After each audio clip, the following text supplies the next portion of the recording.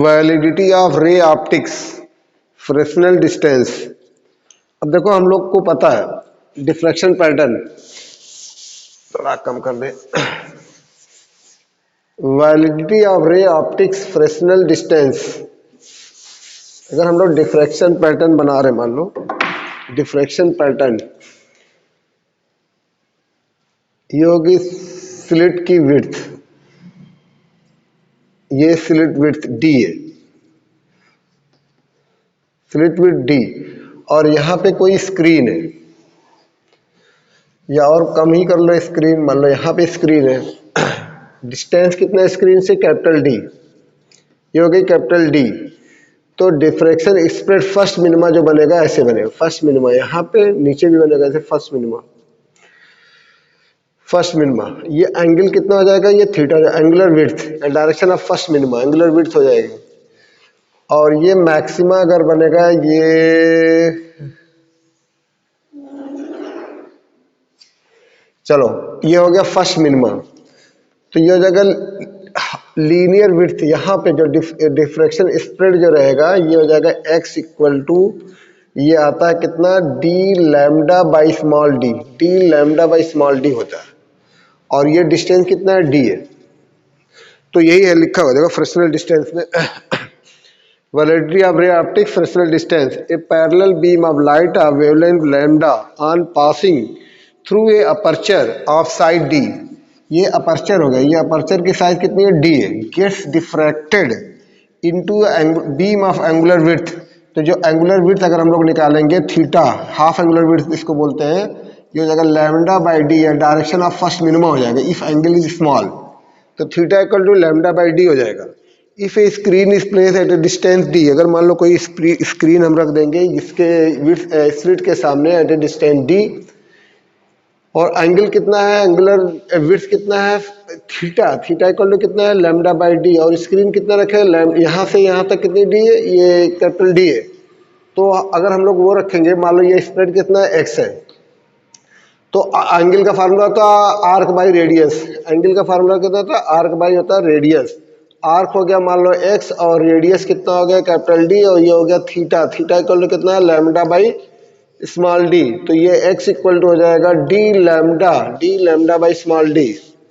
तो यही है लिखा हुआ है यहाँ पे, a parallel beam of light of wavelength lambda on passing through an aperture of side D gets diffracted into a beam of angular width theta equal to lambda by D, मतलब इतना होता है theta equal to lambda by D, यानी कि ये direction of first minima हो गया, या half angular width of the central maxima हो गया। If a screen is place at a distance D, अगर मान लो कोई स्क्रीन रख देते हैं डिस्टेंस डी, जैसे यहाँ पे रखा हुआ है, this beam spreads over linear distance, linear width, ये हो गई हाफ लीनियर विड्थ, ये हो गई सेंट्रल मैक्सिमम की लीनियर विड्थ, बीटा जीरो हम लोग लिखे थे। तो डिफ्रैक्शन स्प्रेड्स, तो ये formula linear width x equal हो जाएगा D lambda by small D. The diffraction spread x is small, then the concept of ray optics will be valid. अगर मान लो x small रहेगा, then concept of ray optics will be valid. ray optics का मतलब light travels in the straight line. अगर x की value यानी spread की value अगर कम रहेगी तो रे ऑप्टिक्स वैलिड रहेगा, otherwise ray optics will be not valid. उसके बाद देखो फ्रेस्नेल्स zone,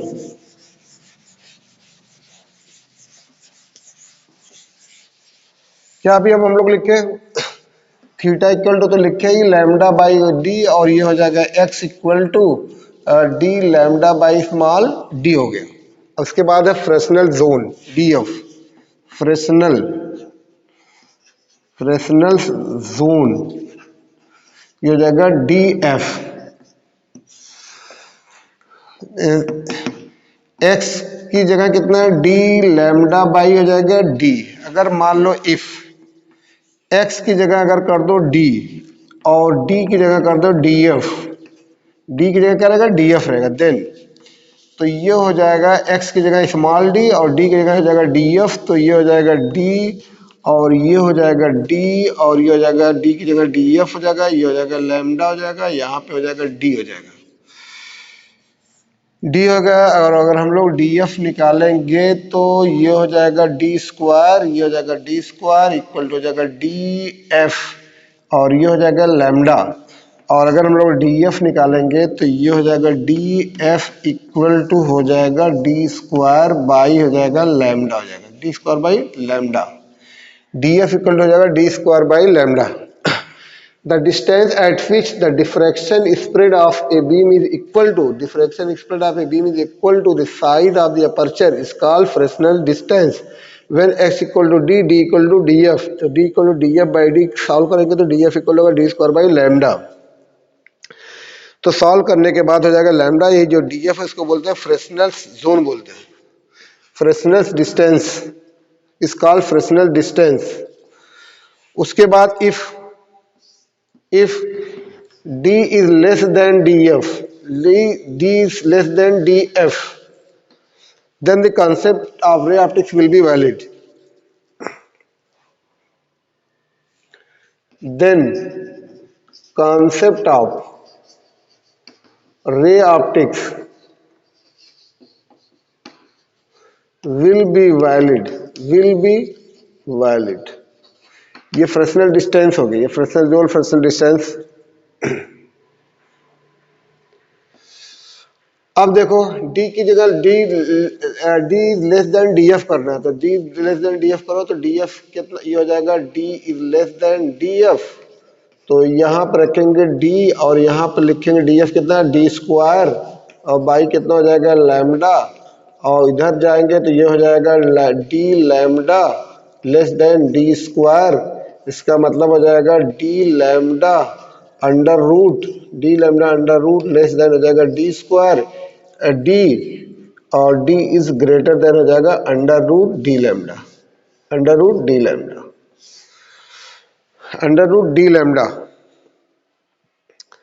for a given value of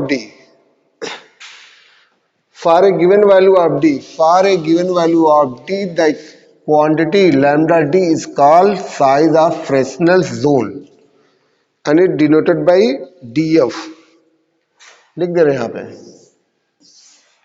for a given value of d the quantity under root lambda d is called Fresnel's zone, size of Fresnel's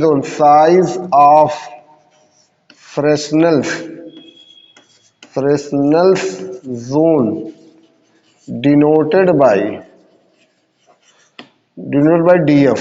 ये हो जाएगा df, तो df equal to हो जाएगा df equal under root lambda D हो जाएगा। तो ये हम लोग पढ़े कौन से, validity of ray optics, Fresnel distance. तो फिर से एक बार देख लो, अगर मान लो पैरेलल बीम ऑफ लाइट रहेगी तो angular width, half angular width का फार्मूला होता है थीटा को लैम्डा बाई डी। और अगर मान लो यहाँ से कोई स्क्रीन अगर डी डिस्टेंस पर रखी है तो जो स्प्रेड होगा बीम ऑफ लाइट जो स्प्रेड हो जाएगी एक्स का फार्मूला हो जाएगा X equal to D lambda by ये हो जाएगा डी हो जाएगा डी लैम्डा बाई डी। अगर x की वैल्यू कम रहेगी तो रे ऑप्टिक्स वैलिड रहेगी, अगर x की वैल्यू ज़्यादा रहेगी तो रे ऑप्टिक्स वैलिड नहीं रहेगी। फ्रेस्नेल जोन में देख लो, अगर मान लो Fresnel zone of x equal to D lambda by D, अगर मान लो if x equal to D तो d की जगह df लिखेंगे, d equal to df lambda by D हो जाएगा, D square equal to df lambda हो जाएगा, तो df इक्वल हो जाएगा df। If d is less than df, तो concept of ray optics will be valid. If d is less than df मतलब d is less than d square by lambda, यानी d lambda less than d square under root d lambda less than d, या d is greater than d lambda. For a given value of d, the quantity mu d is called Fresnel size of Fresnel zone होता है, Fresnel zone। तो d is greater than df, d is greater than df denoted by df, d is greater than df, d is greater than df।